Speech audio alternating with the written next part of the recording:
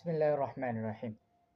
প্রিয় দর্শক, আপনারা জানেন যে বাংলাদেশের সীমান্ত এলাকাগুলোতে ভারতের যে বিএসএফ আছে, তারা সব সময়ের জন্য বৈষম্যমূলক আচরণ এবং আমাদের বাঙালি কৃষকরাও যদি তাদের জমিতেও যদি চাষাবাদ করতে যায়, সেখানেও তারা বাধা প্রদান করে, এমনকি গুলি করে অনেক কৃষককেও তারা হত্যা করেছে। তো এই বিষয়গুলো আমাদের দীর্ঘদিন ধরে আমরা শুনে আসতেছি। তবে আজকে আপনাদেরকে এমন একটা বিষয় আপনাদের সাথে শেয়ার করব, যেটা আপনারা অবশ্যই অবাক হবেন। সেটা হলো, আপনারা থাম্বনেল দেখেছেন, থাম্বনেলে যে ভারতীয় এক বিএসএফের 2 আঙ্গুল কেটে ফেলেছেন বাংলাদেশি এক কৃষক। ঘটনাটা হচ্ছে যে ঠাকুরগাঁয়ে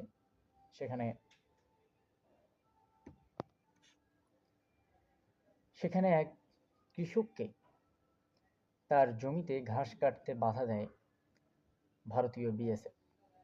তখন তার সাথে বাকবিতণ্ডায় সেখানে এক বিএসএফের 2 আঙ্গুল কেটে ফেলে বাংলাদেশি এক কৃষক। আসলে বাংলাদেশিদের দেশপ্রেম, দেশাত্মবোধ এটা অত্যন্ত বেশি, অনেক বেশি।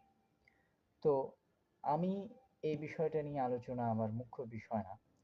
মুখ্য বিষয় হচ্ছে যে ভারতীয়দের বা বিএসএফের যেই এককেন্দ্রিক বা তাদের যে স্বৈরাচারী চিন্তাধারা এবং বাঙালিদের যে দেশপ্রেম বা তাদের যে সাহসিকতা, এটার প্রশংসা, ভূয়সী প্রশংসা আমাদেরকে করতে হবে। আপনারা জানেন যে ৭১-এ যখন পাকিস্তানের সঙ্গে আমাদের একটা যুদ্ধ লাগে, যখন পশ্চিম পাকিস্তান পূর্ব পাকিস্তানিদের উপর একটা বৈষম্য করে এবং পশ্চিম পাকিস্তান পূর্ব পাকিস্তানিদের উপর যখন ক্র্যাকডাউন দেয় ২৫শে মার্চ রাতে, তারপর সত্যি বাংলাদেশের কোনো আলাদা প্রতিরক্ষা ব্যবস্থা ছিল না।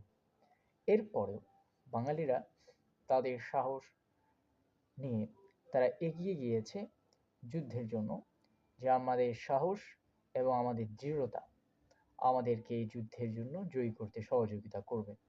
যদিও তারপরে সে সময়ে শাসকরা ইন্ডিয়ার পাদতলে বা ইন্ডিয়াকে প্রভুক্ত করে তাদেরকে যুদ্ধে অংশগ্রহণ করিয়ে